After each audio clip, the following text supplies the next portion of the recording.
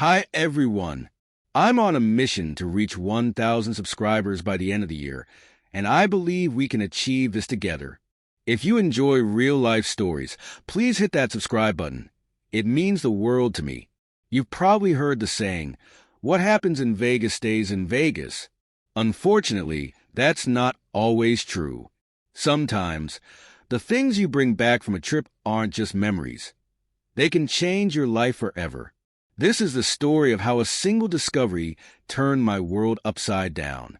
I'm a 37-year-old man, and I've been married to my college sweetheart for 10 years. Let's call her Emma. Before getting married, we dated for 6 years, so we've known each other for a total of 16 years. She's my age, 37, and we met in college. She was everything I ever wanted in a partner, my soulmate.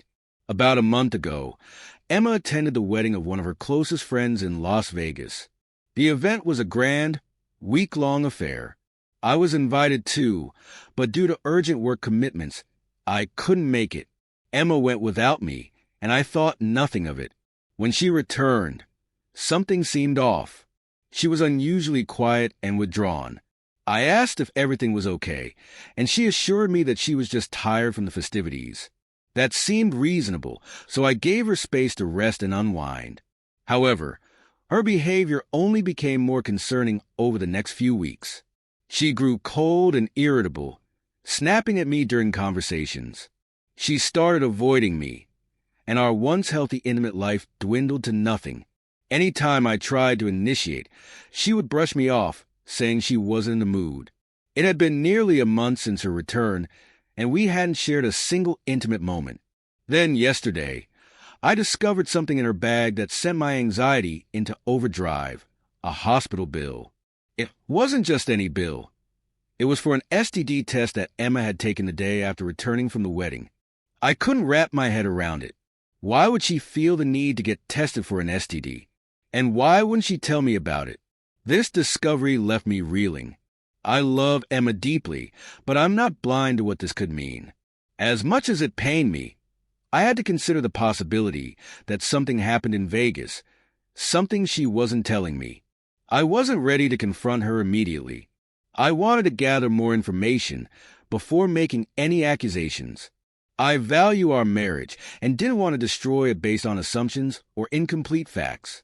While researching, I came across stories of people discovering their partners had secretly gotten tested for STDs, often tied to infidelity. The more I read, the more uneasy I felt. Feeling torn, I decided to check Emma's phone for answers. I went through her messages and call logs, looking for anything suspicious. To my surprise, everything seemed normal. No incriminating texts or calls, no unusual contacts. But the question still lingered. Why did she take an STD test, and why hide it from me? I took a deep breath, struggling to find the words. Emma, you need to understand how devastating this is for me. I've loved you, trusted you, and built a life with you for 16 years. And now this... Emma broke down into uncontrollable sobs. She tried to hold my hand, but I pulled away. I felt an overwhelming mix of anger, betrayal, and sorrow. Do you even realize what you've done? I asked, my voice shaking. You didn't just betray me. You betrayed our marriage, our family, and everything we built together. Emma kept apologizing, repeating how much she regretted her actions and how she wished she could undo everything. But her tears didn't erase the images her confession had burned into my mind. I stood up and paced the room, my thoughts racing. Was it worth it? I asked. Was it worth destroying us? Our family? For what? A moment of excitement. She didn't answer, just cried harder. Our 6-year-old son was asleep in his room, oblivious to the storm brewing in our lives. The thought of him growing up in a broken home made my chest tighten, but I couldn't ignore the reality of what had happened. I don't think I can forgive this, Emma, I said quietly. I don't know if I can ever look at you the same way again. She dropped to her knees and begged, saying she would do anything to fix this, to make it right. She promised to go to therapy, to change, to prove her love and loyalty to me. But all I could feel was the weight of her betrayal pressing down on me like a heavy stone. "I need time to think," I said finally. "I can't make any decisions right now." She nodded, wiping her tears, and asked if she could sleep on the couch to give me space. I didn't respond, and she quietly gathered a blanket and pillow before leaving the room. That night, I couldn't sleep. Every time I closed my eyes, I saw images of what she'd done.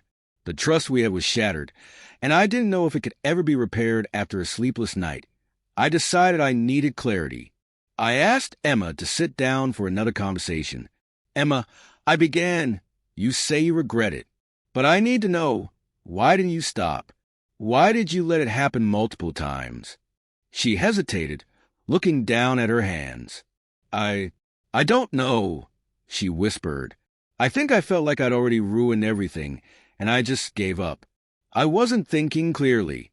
It's no excuse, but I was drunk, and the peer pressure was overwhelming." Her words didn't bring me any comfort.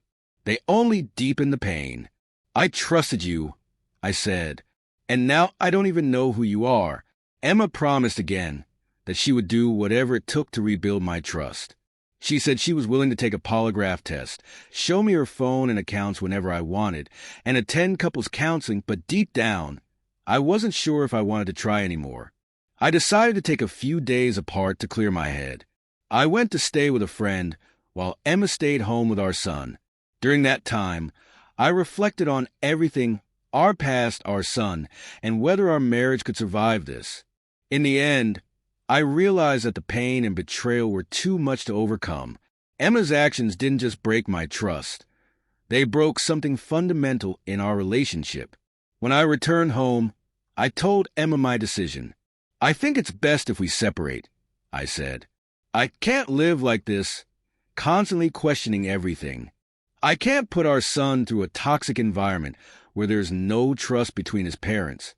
Emma was devastated, but she didn't fight my decision. She knew the damage was irreversible. We agreed to an amicable divorce, prioritizing our son's well-being. As painful as it was, I knew it was the right choice for me and my mental health, that I made the decision to file for divorce. Emma was shocked and begged me not to make an impulsive choice for the sake of our son. But I couldn't hold back my frustration. "Stop pretending to care about our family," I told her coldly, "when you already destroyed it." I left the house, ignoring her desperate attempts to stop me, and went to stay at a friend's place. The next morning, I called in sick to work and began looking for a divorce lawyer. After some searching, I found an old acquaintance from school who was now a practicing attorney. Understanding the urgency, he agreed to meet me after work. When we met, I explained everything. He listened carefully and advised me to take some time to think it over. But my mind was made up. I couldn't continue in a marriage built on broken trust. The following day, I returned home to pack some of my belongings.